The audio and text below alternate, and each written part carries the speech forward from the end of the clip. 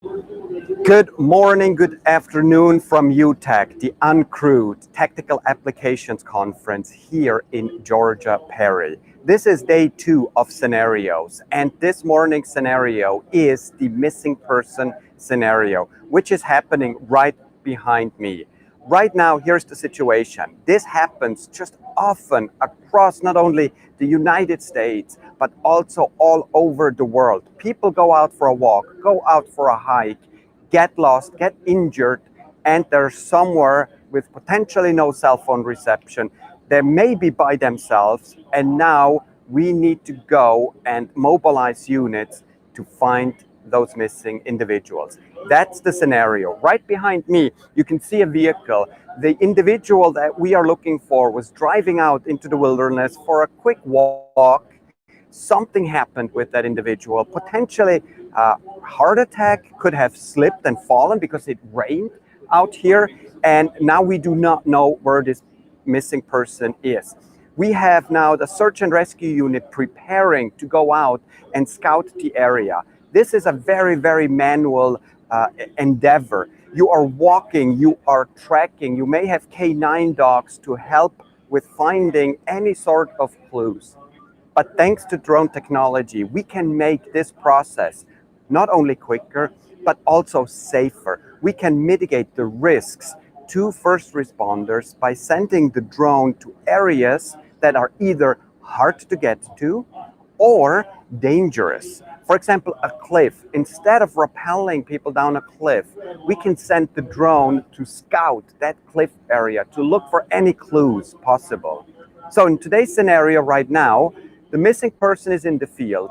We have multi-rotors at a low altitude scanning the area, potentially doing a pattern, and we right now have the Auterion powered quantum systems vector up in the air doing big loiters around the area where we believe the missing person is in.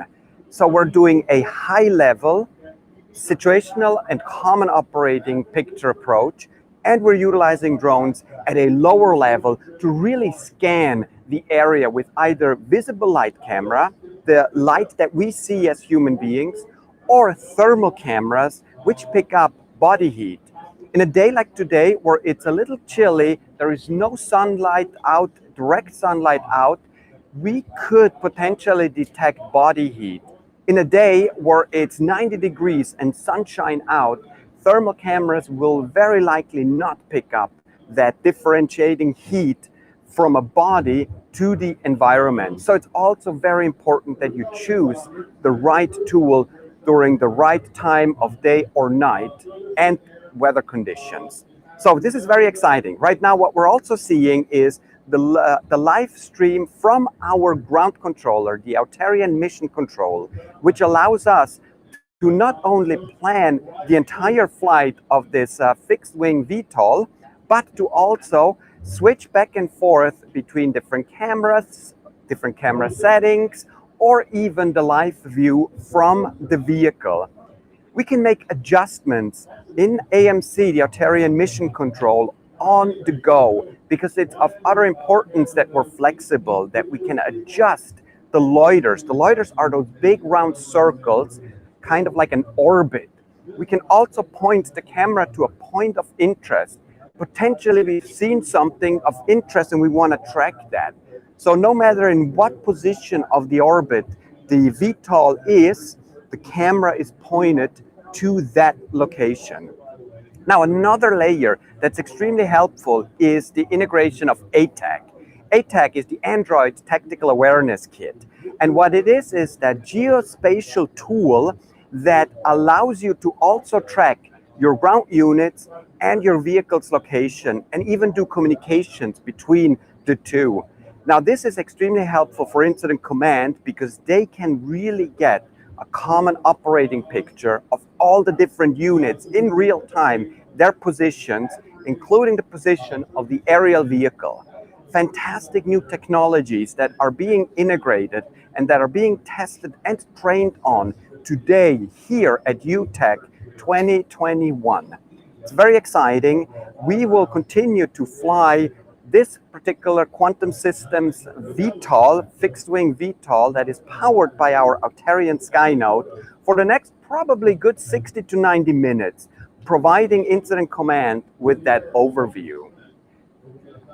So let's see what else is happening. Later on, we will do a missing person at night, which changes the entire environment quite a bit, because right now it's very easy to operate. You have daylight, you can see what's happening. At nighttime, your entire operation changes. Safety has to increase, communications has to definitely increase, and this needs to be trained. This is what attendees are seeing and learning here from people that have done it multiple times over the last few years in either local scenarios, local incidents, or even disasters, such as the fires in California. The Alameda County Sheriff's Office team, for example, has extensive experience with this environment. We have FSU here, who assisted in the collapse of the tower buildings in southern Florida just a few months ago. And so these real life experiences are being brought to the attendees right here. This morning I got to catch up with our friends from FDNY, and it was really, really cool to see them again after a couple of years of not being able to touch base in person. They have an amazing robotics team. They're always utilizing the latest and best technologies to help improve their operations in a city that is challenging. New York City, with the skyscrapers, with the environment, with the airports, certainly a very challenging environment to utilize aerial robotics. But it's not just about aerial robotics here at UTAC. Ground robotics are more and more becoming an important part of operations, keeping our first responders more safe. Getting data that helps us make better decisions can also come from ground robotics. And if you start to think about it, if you can standardize both levels of robotics, on the ground or water or underwater, and the ones above ground, you are improving efficiency, you are improving the ability to operate better and faster.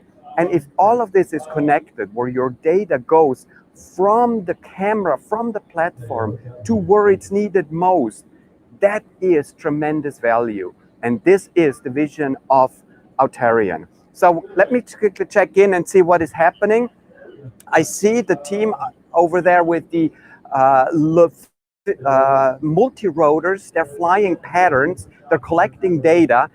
In search and rescue, remember, we did our first active search and rescue operation in 2015. I just happened to be in Switzerland looking for a missing American in the Swiss Alps. And that was really the first coordinated search and rescue operation I was part of. And we utilized drone technology there to get to areas where helicopters couldn't go, like the valleys, the canyons, or lower to the tree line, to really look for clues of this missing person. And that's exactly what is happening here right now. The multi-rotors are assisting in those areas where it's hard to get to, lower to the ground, while we are flying higher up, providing that high overview live through our Auterion suite to incident command. So a lot of information, a lot of excitement. I'm going to tune out now from scenario 1 of day 2.